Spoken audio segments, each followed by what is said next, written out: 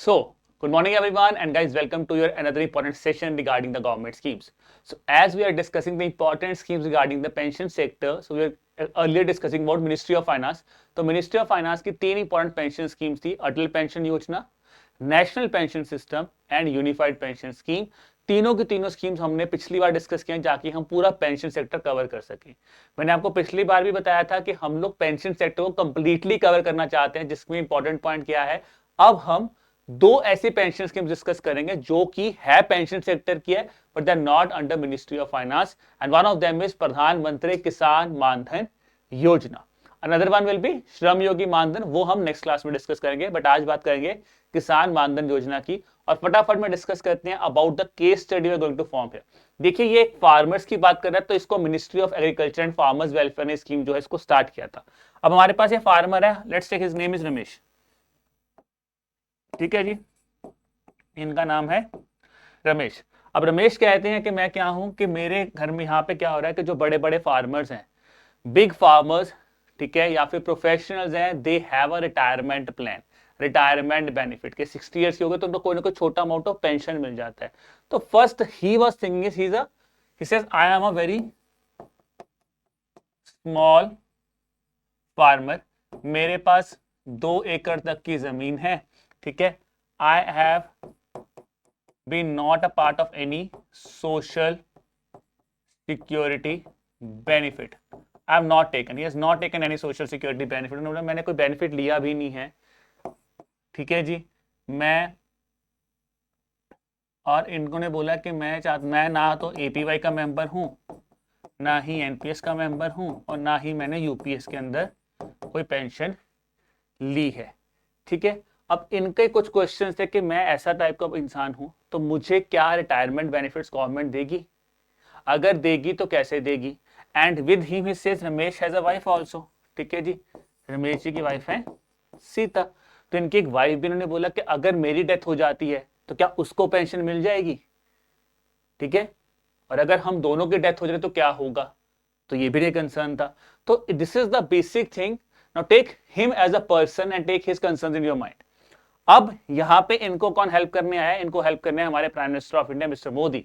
मोदी जी ने किसानों के हाथ पकड़ बोला चलो चलते हैं और मैं आपको सोशल सिक्योरिटी बेनिफिट देता हूं, किसके अंदर, किसान मानधन योजना के ऊपर, कि आपको अब मैं मान दूंगा। पहले मैंने आपको एक स्कीम दी थी, इसका नाम था पीएम किसान, किसानों को सम्मान दिया था किसान सम्मान निधि के साथ। अब आपको मान धन यानी कि 60 ईयर्स के बाद मैं आपको एक kind of retirement benefit scheme जो है वो देने जा रहा हूं। अब क्या है वो retirement benefit, let's discuss about that thing. First concern सबसे पहले क्या है कि कौन सी मिनिस्ट्री, मैंने आपको बोला ministry of agriculture and farmers welfare की स्कीम है, 2019 में स्टार्ट हुई थी। अब पहला पॉइंट, जो पुरानी स्कीम हमने डिस्कस की थी, खासतौर पे APY and NPS, they were implemented bye PFRDA, pension fund regulatory development authority of India, whereas this scheme is being managed by LIC, life insurance corporation of India. तो जैसे उनका कंसर्न था कि मुझे अपने ओल्ड एज को secure करना है, यहीं पे गवर्नमेंट ने बोला कि हम रमेश जी को क्या कर रहे हैं, old age social security provide कर रहे हैं, किनको, स्मॉल और मार्जिनल फार्मर्स को। तो पहला पॉइंट क्या था, that is directly talking about mister Ramesh, जो हमने अभी डिस्कस किया है, small and marginal farmers only, not the large farmers, not the institutional farmers, not professionals, not government officers, not income tax pay, वो सब नहीं है। तो ये याद रखना, कोई institutional land holder, minister, MLA, income tax pay, government officers, retired officers, they are not eligible because somehow they have taken a benefit of कोई ना कोई सोशल सिक्योरिटी स्कीम का बेनिफिट वो उन्होंने लिया होगा, तो वो एलिजिबल नहीं है। Now when I talk about small farmer, let's again look at Ramesh. Ramesh is a very small farmer. He says मेरी लैंड 2 एकड़ तक है।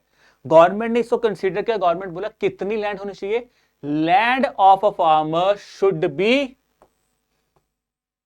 That is up to 2 hectare, up to 2 hectare your land should be there. The age group here is, अब इनका age group क्या है, क्योंकि उन्होंने पूछा भाई मेरे को तो रिटायरमेंट बेनिफिट दे दो, गवर्नमेंट बोला रिटायरमेंट बेनिफिट देंगे, कब से ज्वाइन कर सकते हो, you could enter in the age of 18 to 40 years, that is the senior, same as APY, 18 to 40 years. What are the documents required? You must have an Aadhaar card, you must have a saving bank account, और you must have a PM Kisan account also. Now here is a very important thing, मैंने बोला किसान सम्मान निधि, किसान, तो किसानों का PM Kisan account भी है। अगर आपका वो अकाउंट भी है तब भी हम आपकी हेल्प करने के लिए रेडी हैं। हेल्प कैसे होगी आप उसको समझते हैं। गवर्नमेंट ने बोला कुछ पैसा आप कंट्रीब्यूट कीजिए और हम आपको पेंशन देंगे। What is the amount of contribution? That will be ranging from 55 rupees to 200 rupees. That's the most important point for us to remember. ठीक है, 55 if you are joining at the age of 18 years और 200 at the age of 40 years. तो यहाँ पे वो नहीं है जैसे एपीवाई में क्या 1000 के लिए इतना देना है, 5000 के लिए इतना देना है, ऐसा कुछ नहीं है। दैट इज द थिंग है। अब important point, as I told you, mister Modi, look at mister Modi, mister Modi ji, Modi ji कह रहे हम आपके साथ हैं। हम आपके साथ हैं का मतलब क्या है? Central government will be co contributing here whatever contribution you are made 50%, यानी कि equal amount will be contributed by centre also. अगर आप 55 रुपीज डालोगे तो सेंटर भी आपके लिए 55 रुपीज डाल रहा है। अगर स्टेट चाहती है, like mister Modi, any state also wants कि हम भी आगे बढ़ना चाहते हैं, सो स्टेट और UT governments can also share the individuals contribution, small marginal farmers contribution can be shared by state also। Centre तो दे रहा है इक्वल कंट्रीब्यूशन, स्टेट भी दे सकता है share of the farmers here. ठीक है, then in case a person exit, premature exit कर देता है, तो सेंट्रल गवर्नमेंट बोलता है फिर हम अपनी कंट्रीब्यूशन नहीं देंगे, आपको पूरी एंड तक स्कीम लेके जानी है तभी हम आपको कंट्रीब्यूशन देंगे। ठीक है, और आप पैसा कैसे दे सकते हो? Because these are small farmers. Sometimes the question comes कि यार फार्मर्स के माइंड में आएगा ना कि हम पैसा 1 go में नहीं दे पा रहे, कोई चक्कर नहीं है। आप, उन्होंने बोला क्वार्टरली दीजिए, यानी कि 3 महीने में एक बार दे दीजिए, या फिर 4 महीने में एक बार दे सकते हो, या फिर आप हाफ ईयरली भी दे सकते हो। This is the options being given for the payment, that how you could contribute under this specific scheme here. अब आते हैं अगली चीज के ऊपर कि पेंशन कितनी मिलेगी। Now NPS we have discussed, no pension is defined. Unified pension scheme 10,000 की पेंशन मिलती है मिनिमम, बट मैक्सिमम मिलती है आपका 50% तक इफ 25 इयर्स ऑफ सर्विस होता, तो वो सर्विस के ऊपर था। APY 1000 to 5000। अब यहां पे pension assured was 3000 rupees. 3000 rupees का पेंशन जो है वो एश्योर कर दिया गवर्नमेंट ने if you will attain the age of 60 years. तो आपको पैसा कंट्रीब्यूट करना है टिल 18 टू 40 ईयर्स में आप ज्वाइन कर सकते हो। आप पैसा कंट्रीब्यूट करोगे 60 के बाद, तब आपकी 3000 रुपीज की पेंशन यहां पे लग जाएगी। और इंपॉर्टेंट, गवर्नमेंट ने बोला अगर आपको 3000 रुपीज यहां से देने मुश्किल लग रहे हैं, again we are helping you, the PM Kisan, the money that the government is giving under the PM Kisan scheme, that can also be directly used for the contribution to be made under PM Kisan मानधन योजना। यानी कि 6000 rupees government देती थी, ठीक है, sorry 6000 rupees government देती थी। अब 6000 रुपीज में अगर आपको लग रहा है कि आपको 200 rupees, let's say you are joining at the age of 40 years, 200 rupees पर मंथ देना है, तो आप वहां से भी दे सकते हो। That is how the government said that money can also be utilized directly for the investment purpose here। Pension हो गया, पर्पस हो गया। अब रमेश का डाउट क्या था? I have a wife also. अब रमेश की तरह कोई और फार्मर भी हो जिसको बोलता है कि मैं कंटिन्यू नहीं कर सकता, क्योंकि हमने टर्म पढ़ा प्री मैच्योर एग्जिट। तो क्या हुआ प्री मैच्योर एग्जिट का मतलब? समझते हैं इस बात को। सबसे पहले आते हैं, अगर कोई फार्मर खुद छोड़ देता है, वॉलंटरीली ही wants to exit, because it's a voluntary contributory pension scheme, same as APY, same as NPS and same as unified pension. Unified pension system में ऐसा कुछ नहीं लिखा, बट एपीवाई और एनपीएस में क्या, ये वॉलंटरी कंट्रीब्यूशन स्कीम है, आपके ऊपर कोई मैंडेटरी नहीं है, voluntarily you want to contribute। Same comes here। Now, if a subscriber exit the scheme before the completion of 10 years of the joining here, ठीक है, less than 10 years में वो छोड़ देता है, तो उसको जो पैसा उसने कंट्रीब्यूट किया था वो मिल जाएगा along with saving rate of interest। ठीक है, that is if a person has invested some money, that would be normal saving interest की तरह आपको पैसा मिल जाएगा। If you leave the scheme after 10 years but before the completion of 60 years, then what you will get is you will get your contribution plus you will get the जो accumulated interest rate of return आपको मिला है, और या फिर जो saving bank जो भी हायर होगा वो आपको मिल जाएगा। ठीक है, accumulated interest, that is again his share of contribution shall be returned to her।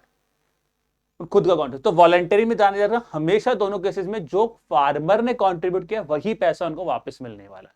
अब आगे बढ़ते हैं, ठीक है जी। डेथ के केस में अगर डेथ हो जाती है तो तीन ऑप्शंस होंगी, either spouse wants to continue, either spouse wants to take a lump sum amount, ठीक है, और थर्ड विल बी अगर स्पाउस की भी डेथ हो जाए तो क्या हो जाएगा। सबसे पहली बात, ठीक है जी, in case death before vesting date, यानी कि जो आपकी कॉन्ट्रीब्यूटरी पेंशन है आपने 60 ईयर से पहले आपकी डेथ हो जाती है, लेट्स टेक एन एग्जांपल, और या फिर 60 से पहले डेथ होगी। अब स्पाउस के पास ऑप्शन क्या मैंने बोला था पहला, ही और she can continue the scheme also, तो कंटिन्यू कर सकती हैं और उनको चाहिए मुझे पेंशन, तो उन्होंने बोला सेम पेंशन जो है वो उनको भी मिल जाएगी, ठीक है, रिमेनिंग कॉन्ट्रीब्यूशन वो पे करेंगे और उनको भी सेम पेंशन जो है वहां पे लग जाएगी। बट कंडीशन यहाँ पे क्या है, he or she should not have availed any small marginal farmer beneficiary or benefits from any government scheme of the India। तो कोई भी स्मॉल मार्जिनल फार्मर्स वाला बेनिफिट उनको नहीं होना चाहिए। अगर वो बेनिफिट उन्होंने लिया है तो देन ही और she is not eligible. For example we go with the case of Sita, अगर सीता जी ने कोई बेनिफिट लिया है गवर्नमेंट का तो नहीं मिलेगा, नहीं लिया तो मिल जाएगा। Now let's say if death of a spouse is done, ठीक है जी, before 60 years and spouse does not want to continue the scheme, उन्होंने कंट्रीब्यूशन कंटिन्यू नहीं की तो क्या होगा, उनको होल लंप सम अमाउंट मिल जाएगा, द होल अमाउंट, ठीक है जी, along with interest would be paid, subscribers contribution with interest would be paid to the spouse here. In case there is a death of a subscriber before vesting it and if there is no spouse also, तो spouse थे यहाँ पे, spouse नहीं है, अब क्या हो सकता है, अब क्या हो सकता है, जो भी nominated person है, ठीक है जी, nominated person can get this subscribers contribution, the co-contribution made by government along with the interest that is earned here, that could be given to the nominee here. Remember nominee, what? His contribution, government contribution plus the interest they are earning. तो ये हो गया। अब अगर subscriber की death होती है after the wasting as, यानी कि 60 ईयर्स के बाद हो जाती है या वेस्टिंग एज के बाद हो जाती है, and the thing is pension क्या लगेगी, अब जो उसके स्पाउस है उनको 50% पेंशन लगेगा, that is the point two be remembered. Spouse can get 50% pension here. For example 60 years के बाद डेथ होगी, 65 में डेथ होगी, पहले पेंशन थी 4000 रुपीज, आपको कितनी लग जाएगी, सॉरी पहले पेंशन थी 2000 रुपीज, 3000 पेंशन है ना, यहाँ पे 3000 पेंशन थी, तो कितना लगे 1500 पेंशन जो है वो स्पाउस को यहाँ पे लग जाएगी। Got that point? Before vesting age, after vesting age, that is the thing to be remembered here. Now in case a spouse also dies and the beneficiary also dies, so in that case the government says now it will not be given to the nominee, nominee को further कुछ नहीं मिलेगा। अब यहाँ पे government ने करेगी, government ने क्लियर कट बोला है this contribution will be credited back to the fund which the government is maintaining। तो जो हमारा गवर्नमेंट फंड है जो इस पूरी स्कीम को मेंटेन कर रहा है, पैसा वापस उनके पास चला जाएगा। तो ये याद रखना, यहां पे एक ही पॉइंट जो सबसे इंपॉर्टेंट है, सबसे पहले तो याद रखना, ये तो नॉर्मल केस है जो आपने एपीवाई में पढ़ा है, एक ये वाला पार्ट याद रखना है कि अगर डेथ हो जाएगी तो क्या मिलेगा, beneficiary contribution, government contribution will be given to the nominee along with interest. Spouse के पास वो कंटिन्यू भी कर सकते हैं, वो लंप सम में भी ले सकते हैं, ठीक है, तो both options are given to the spouse also, ठीक है जी। अगर दोनों की डेथ हो जाती है तो आपको पैसा वापस करना है, और अगर सब्सक्राइबर की 60 ईयर्स के बाद डेथ होती है, उसको पेंशन लग चुकी है और तब स्पाउस को 50% पेंशन जो है वो लग जाएगी। So this is about this specific scheme of the government of India, that is the किसान मानधन योजना। So I hope this scheme is clear. Now this is the homework question I am asking you on this specific scheme, and the exact same question has been asked to us in this year's examination of RBI Grade 3. तो फटाफट बताइए इसका क्या answer है। Hope those of you who have gone for the examination you might have attempted this question, और ये question सबका सही होगा बिकॉज इतना डिफिकल्ट क्वेश्चन नहीं है। I hope everybody of you know the answer, ठीक है जी। चलिए, and let's talk about the homework question from the previous class that I have asked you, that is regarding the national pension system. So we have talked about unified pension scheme, but मैंने आपसे question पूछा NPS के ऊपर। Question देखिए क्या था, हमने पूछा था eligibility to apply under national pension system. It says Ramesh Indian citizen है, 60 ईयर्स की एज है and has contributed 3 lakh rupees, ठीक है, तो क्या 100% विड्रॉल कर सकता है? बिल्कुल कर सकता है, क्योंकि हमने पढ़ा था कि 5 लाख तक, 5 लाख से कम है तो ही मे ऑप्ट फॉर 100%, तो ही कैन ऑप्ट, बिल्कुल सही है। ठीक है जी। Suresh is a person of Indian origin, age 30, currently living abroad, बिल्कुल ठीक है, PIO, ठीक है जी, पर्सन ऑफ इंडियन ओरिजिन है, तो he is not eligible. Then आता है गीता के हस्बैंड है, is passed away and was a subscriber of NPS after his demise, she wants to claim 100% of the corpus as she do not want to continue further. ठीक है जी, तो गीता के husband की death हो चुकी है, ठीक है, सब्सक्राइबर ऑफ NPS थे, and after this she wants to claim 100% of the corpus, बिल्कुल सही है, ही और she can claim 100% of the amount, जो भी कॉर्पस था वो मिल जाएगा। या फिर क्या था, हमने पढ़ा था ऑप्शन क्या होती है, अगर वो कंटिन्यू करना चाह रहे तो उनको जो कंट्रीब्यूशन है वो कंटिन्यू करके वो कंटिन्यू कर सकते हैं, फिर changes will be done. Priya joined at the age of 67 years, ठीक है जी, and is required to invest at least 50% of her contribution in the equity market, बिल्कुल सही है, बिकॉज हमने पढ़ा था if a person is joining the scheme after 65 years of age, then minimum 50% जो है वो आपको कंट्रीब्यूट करना पड़ेगा in the equity sector. So what should be the answer? Answer should be 1, 3 and 4, it should be option number B, that should be the answer, because PIO and Hindu undivided families are not eligible under the national pension system or NPS scheme. ठीक है जी, so that would be the answer for this specific scheme, that is option number B would be the answer here. And this is all about our session for the day, so I hope you have enjoyed this session where we are covering the important pension schemes।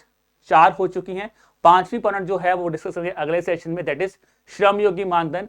And also do let me know in the comment section that I hope जो भी चारों schemes आपको समझ लग चुकी हैं, you are able to understand what's the difference and how the schemes are actually being revolving. Okay जी, and for the PDF please subscribe to our Telegram channel, the link for which is given in the description below. And now if you have any sort of doubt, you could just drop me an email, that is by at hello@arutab.co.in। कोई भी doubt आपको scheme के regarding, कैसे तैयारी करनी है, क्या कोई डाउट है माइंड में, कुछ भी है, just drop me an email here। And if you want to have a call with us, just drop us a call on this number 8146207241। So on that note, I wish you all the best for the examination. Keep working hard and keep preparing hard. Bye-bye.